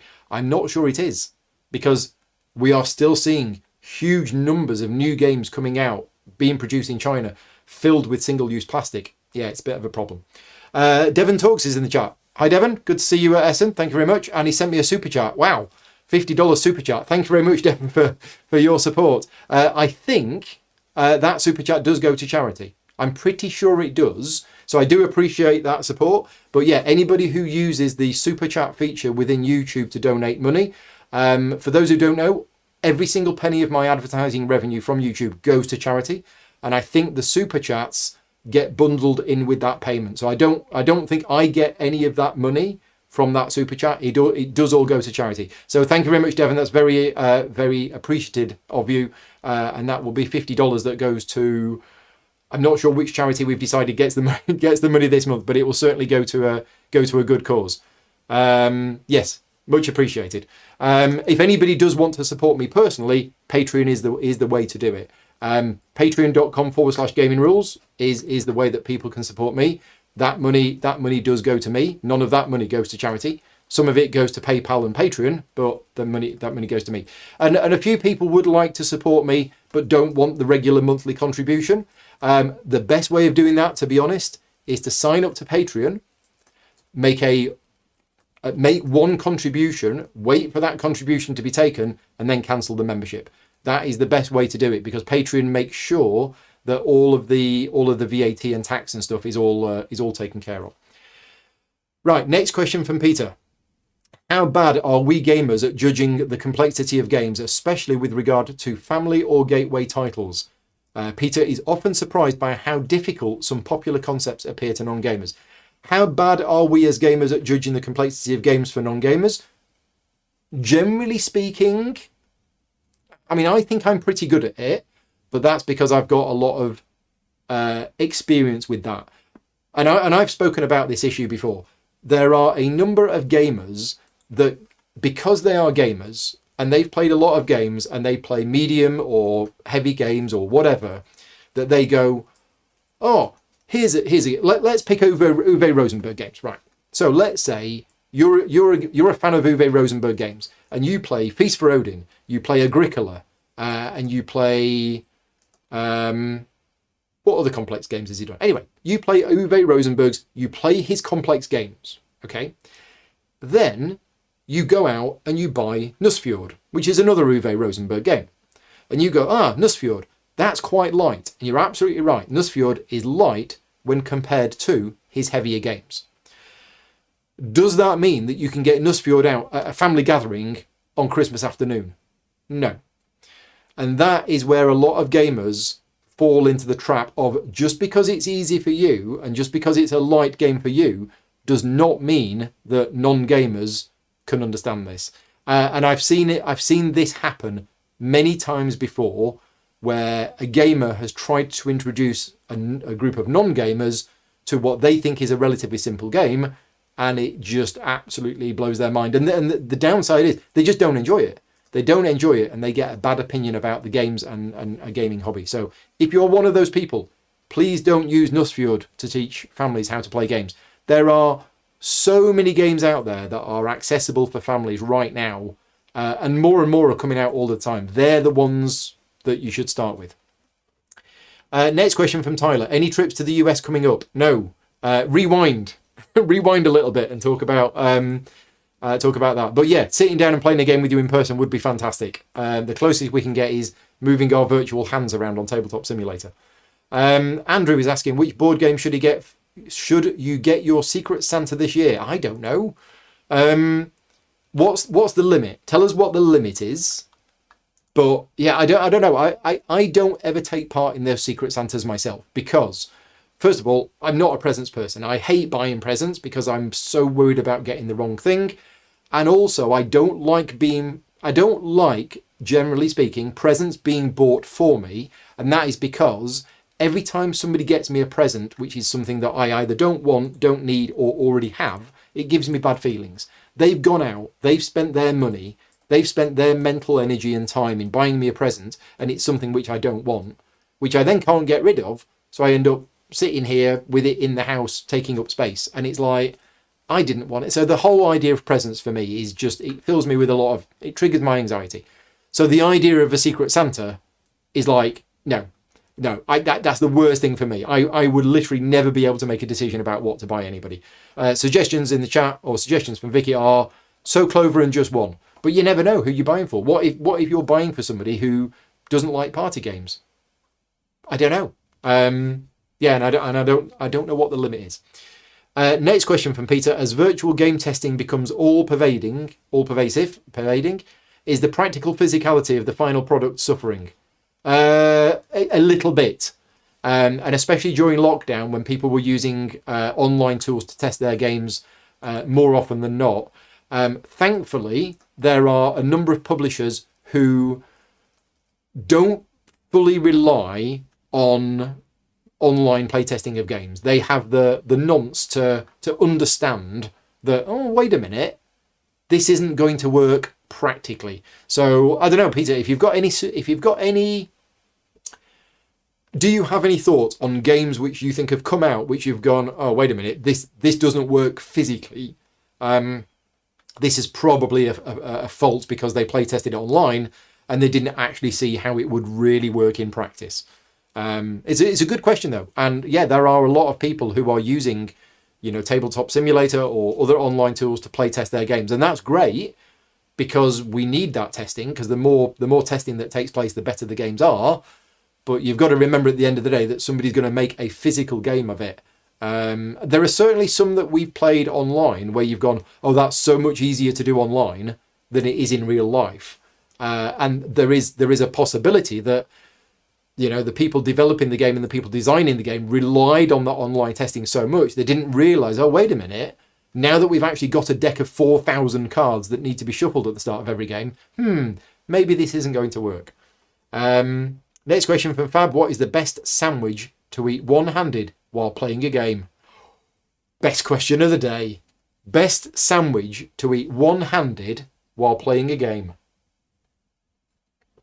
I'm going to say a lemon curd sandwich, because nothing can fall out. There you go, lemon curd sandwich. And if you've never had a lemon curd sandwich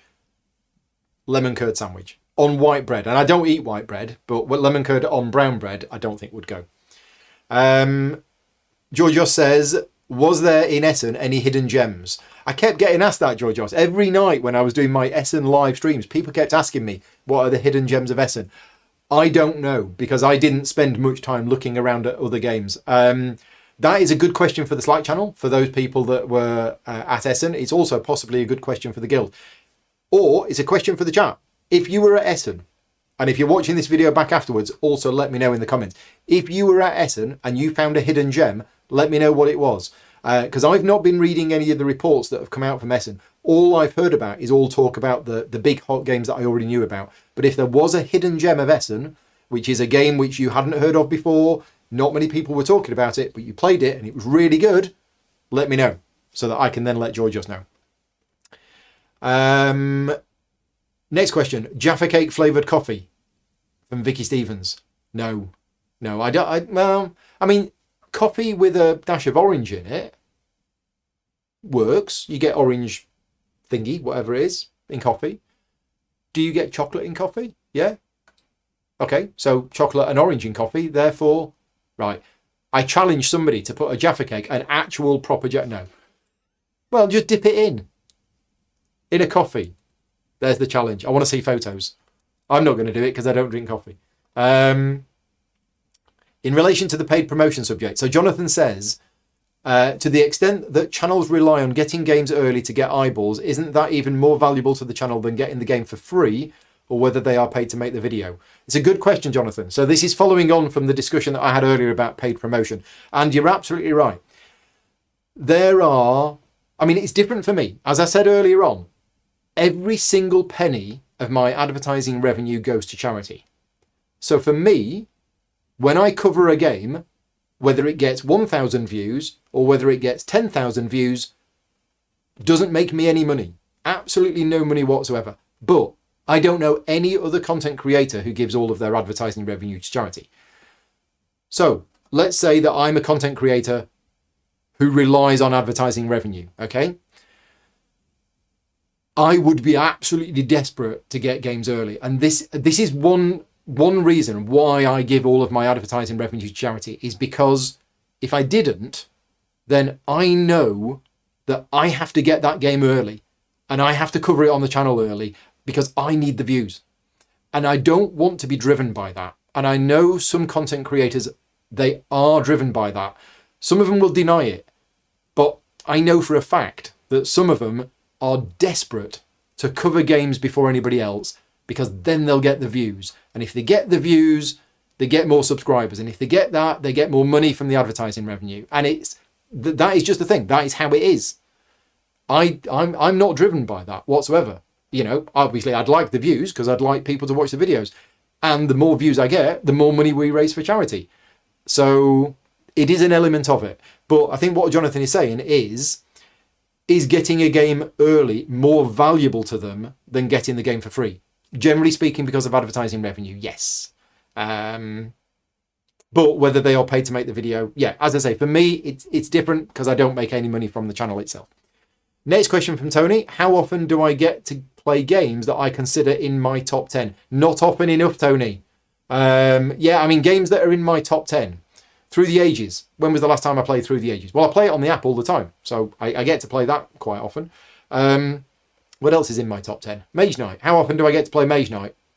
Maybe once a year, if I'm lucky. It's still in the top 10. Spirit Island. How often do I get to play that? Actually, I've played Spirit Island probably 2 or 3 times this year, maybe, I think. Certainly at least once or twice. So, yeah, the sad thing is, and it's not just me because I'm a content creator, everybody else is in the same position, is there's so many games coming out all the time, we're not getting to cover games that are really great as often as we'd like. Next question from Devon Talks. If you could play games with only one content creator who lives in the US, whose name is Devon, and who you met at Essen, who would I pick? So I'll think about that.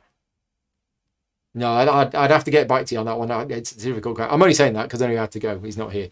Devon Talks Tabletop. I met him at Essen for the first time.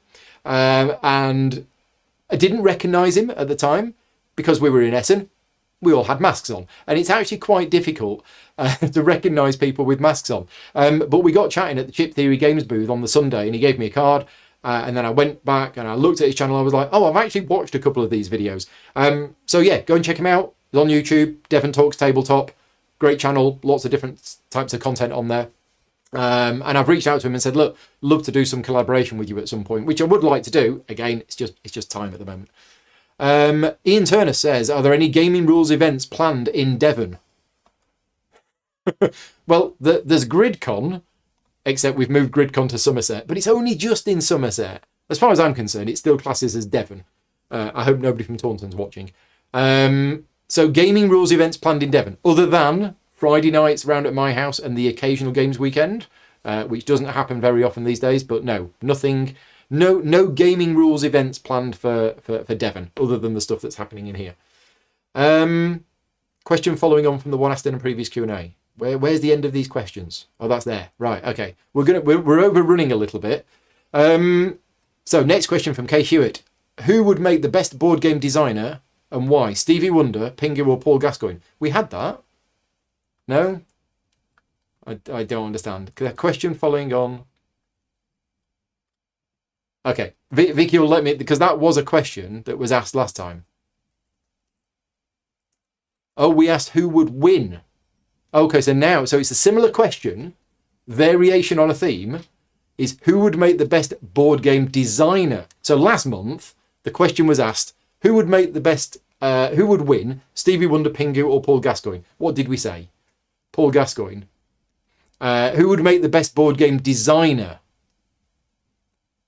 I'm just as baffled as I was last month. I'm going to say Stevie Wonder. Out of those three. Pingu, definitely not, because Pingu's not real. Pingu's made of plasticine. So I don't think people made of plasticine make good games designers. Paul Gascoigne, I don't think would make a good game designer. But I think Stevie Wonder would, out of the three. There you go. Right, Georgios, I'm running short of time and the battery's about to run low on the camera. We could plug it in. Yeah, just bear with us a minute. I didn't think the battery would run low on the camera, so I'm going to have to just get this. Talk amongst yourselves. Do you know where it goes? Oh, right. So it goes in the back, on the side. Shall I do it? Vicky's going to try and work out how the camera plugs in. Is it that side? It's on the back. You found it? No. Right, I'll go and do it. Hang on.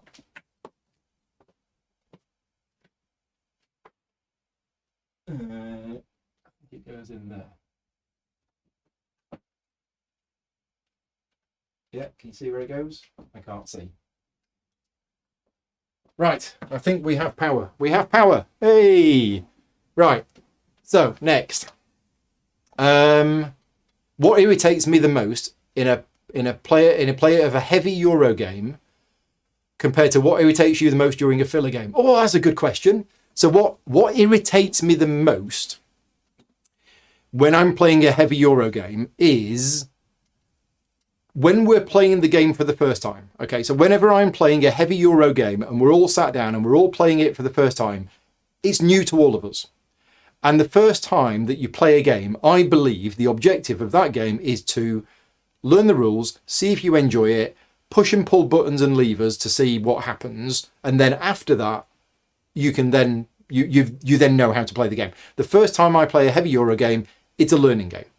And anybody who... I know some people who say every game counts. And the first time you play a game, you've got to be competitive. I want to be competitive from the very first time I play it. I don't agree with that at all. So the first time I play a heavy Euro game for me, it's a write-off. You learn in the game, you do stuff, you see whether it works or not. So what irritates me are the people who go, okay, I know it's the first game and I know we're all learning it, but I'm going to literally sit here for hours and analyze every single decision to try and do the... No, just play the game. Play the game. Anyway, what irritates me the most during a filler game? And a filler game for me is anything which is like 15 minutes or less.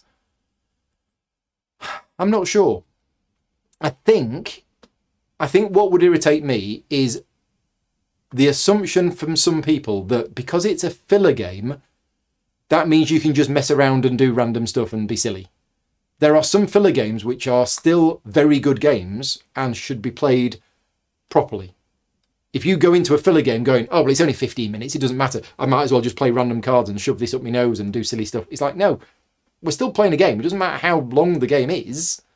We still should be playing the game. So I think that's what would irritate me.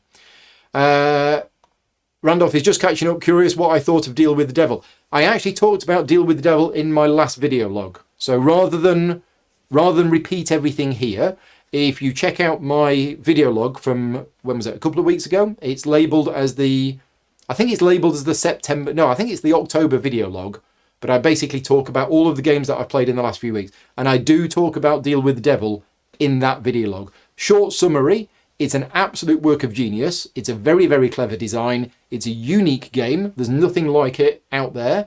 It's not a game which I personally would enjoy playing myself, and that isn't because the game's any good. It's because it requires a certain level of deduction and a little bit of working out who's doing what and all of that sort of stuff. And I'm not good at that sort of stuff in games. I want everything to be open and visible so that I can understand what's going on. I need information in order to help me make decisions. And in that game, I don't have that. So yeah, it's a great game. And I know people who absolutely love the game. It's just not one personally for me. Next question for me and Turner. There have been a number of board games made into films. Snakes and Ladders, 1980, was it? Wow. Clue, 1985. Is that the one we watched with Tim Robbins? Not Tim Robbins. Not Tim Burton. Tim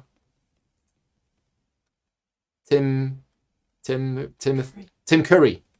Yeah, so that was good. Candyland, 2005. Battleship, 2012. We saw Battleship, didn't we? Yeah. To name a few. If you name a modern movie based on... If you made a modern movie based on board games, what would it be? Mage Knight, obviously. Mage Knight would be a fantastic film. It would be awesome. Yeah. I think, definitely. I mean, what else have we got? Cloud Spy would be a good film. No, maybe not. Hoplomachus Victorum would be a good film. Australia would be a great film, I think. Oh, there's loads.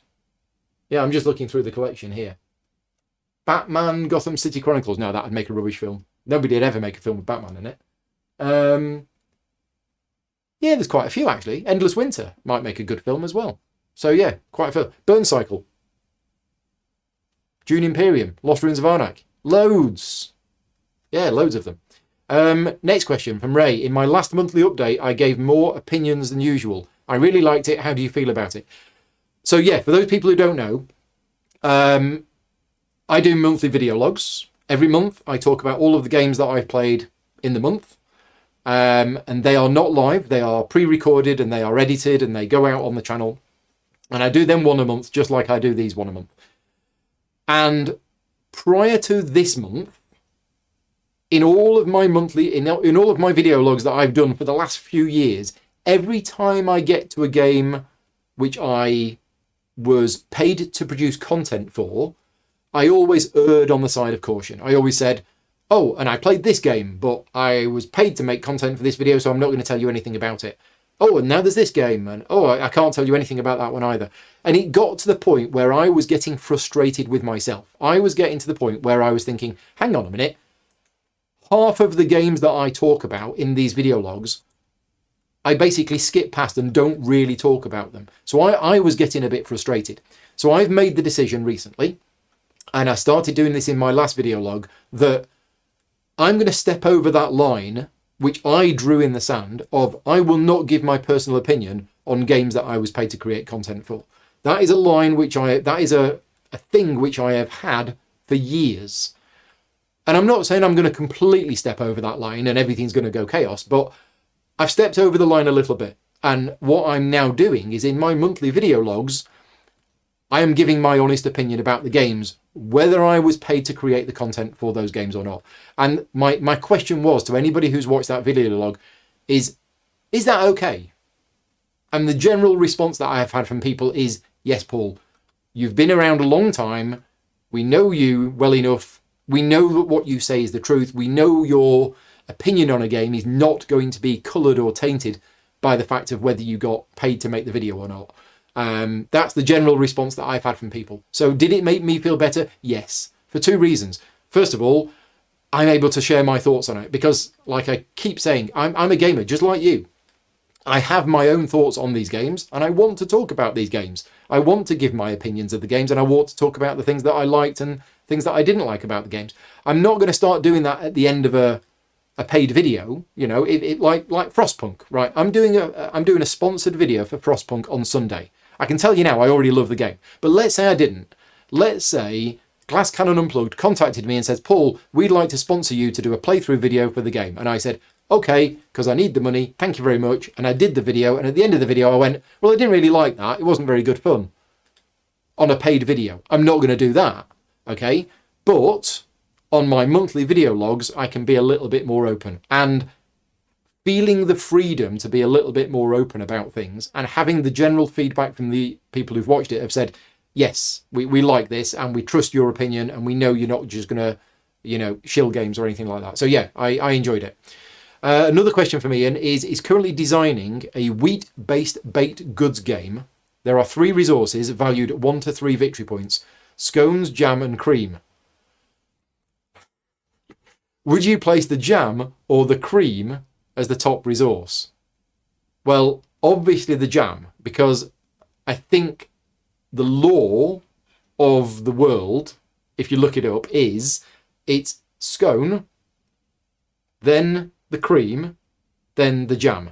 I think that's the law. So I follow the law because otherwise I'll get arrested. Yeah. For those people who don't know, just Google scones, jam and cream and you will find out the ongoing debate and the wars that have been fought over the opinion. I wonder if they're going to be doing cream teas at Gridcon.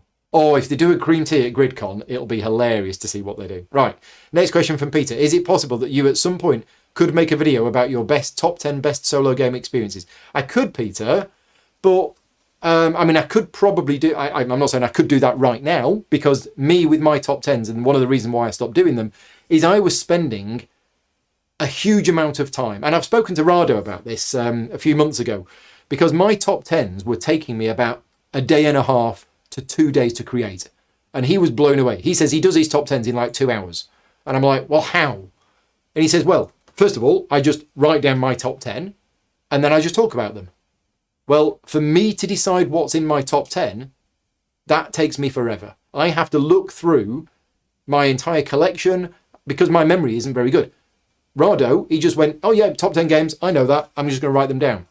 So it takes me a huge amount of time. If you were to ask me right now, what are my top 10 solo games, I'd be like, well, I like this one and I like that one, and I'd probably forget half of them. So I spend a lot of time thinking about it beforehand. But also, it would be out of date. That's the other reason why I err on the side of caution with top 10 best solo games by Paul Grogan, is that 6 months later, it might be out of date. But yeah, it's a good idea. Any channel plans for Christmas? Yes, I do have a couple of plans for Christmas. If I haven't done it yet, and to be honest, the way that this year has gone, it's looking likely I'm not going to do it. So my plans are the longer-awaited Paul rates every single game in his collection. That's probably going to happen over the Christmas period, because I can't find. I'm not going to be able to find any other time to do that. And if it gets to the end of the year and I haven't done it, I will feel that I have let everybody down, because I made it a goal of the Patreon last year and we reached that goal and I haven't done it yet. And I feel bad about not having done it yet, but every time I think about doing it, I've always got too many other things to do. So yes, that's one of the plans for Christmas. And the final question is, and I might do a game book as well, but fitting both of them in might be tricky. But to be honest, everybody will want me to do another Fighting Fantasy game book, so I'll do both. So yeah, there will be another, and it might not be a Fighting Fantasy one. It will be another Choose Your Own Adventure style book. It might be the new one that I bought, which I didn't get a chance to play, or it might be something different. But yeah, I'll do one of those, but I'll do the other one. So we're going to have a busy Christmas. Right, the final question for today is, again, from Devon Talks Tabletop. What singular aspect of games, other than the rule books, are you most critical about or focused on? Easy. Graphic design. The graphic design of a game for me is so important. It is much more important than the artwork. It is much more important than the quality of the components. It's much more important than the than the miniatures or anything else. The graphic design of the game, and when I say graphic design, I'm talking graphic design and iconography.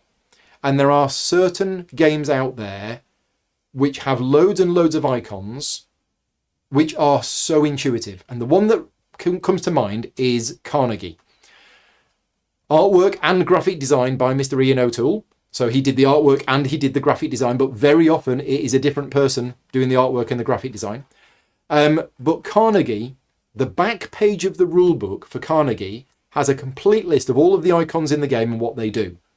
I played my first 2 or 3 games without even looking at the icon reference on the back of the rulebook, because the iconography was so good and it was so clear that it was obvious what they did. So yeah, for me, iconography and graphic design. There we go. Nice, easy question to finish off the day. That's everything. Just before we disappear, a few things. Number 1, big thank you to all of my Patreon supporters. As I've mentioned a couple of times, these videos are not sponsored, and a lot of the videos that I'm making, you know, the unboxing yesterday, this video today, the 2 playthroughs on Friday, they're not sponsored in any way. So it's the Patreon campaign that makes those possible. Thank you very much to all of my Patreon supporters. And if you want to support the channel, you can do so at patreon.com/gaming rules. Patreon supporters do get exclusive access to the Slack channel, where there's a great community, lots of great discussions going on there. Usually at the moment about otters. That's the topic of discussion at the moment, about golden otters. But we do talk about games as well. And occasionally, as I mentioned earlier on, I do release some Patreon only videos, which like I think the last one I did, or I did one of them. I had a games day here a couple of months ago. So I had a games day and a load of people came over and we played games all day, and we played 3 or 4 different games during the day, and it was all live streamed, and none of that went public, because that was literally just, I'm going to turn the overhead camera on and you're just going to watch Paul playing games with his friends. And it was a very, very rough video, very rough videos. It's not something that I would release publicly, but occasionally I will do things like that for Patreon supporters. Anyway, thank you to all of my Patreon supporters for keeping the channel going. The second thing is that I wanted to mention is the contest. We haven't really mentioned the contest much, but if you haven't entered the contest yet, enter the contest now. Link is in the chat. The link also needs to be added to the description of the video. But if you're watching this video, as long as you're watching it before November the 29th, 2022, you can enter the contest. The contest is going to be open until November 29th. And you can win £50 worth of games vouchers from Games Law. So £25 of those vouchers comes from Games Law themselves, and £25 comes from me as a thank you to you for watching the video and supporting the channel. What else was I going to mention? I think that was it. I'm going to be playing Unconscious Mind tonight. Johnny Pat Cantin is going to be teaching me how to play Unconscious Mind over Tabletop Simulator tonight. So I'm going to be doing that, and that's happening in 40 minutes time. Yeah, so we need to go downstairs, get food, and get it all ready and back up. And we don't know what we're having for dinner yet, do we? It might have to be ice cream or lemon curd sandwiches. Yeah, so we're all done. Thank you very much to everybody for watching. I will see you all in the playthroughs later in the week if you're interested. Atiwa Friday night, Splendid Duel Friday night, and then Frostpunk on Sunday. Other than that, I'll see you all next time. Thanks very much for watching. Take care, everybody. Good night.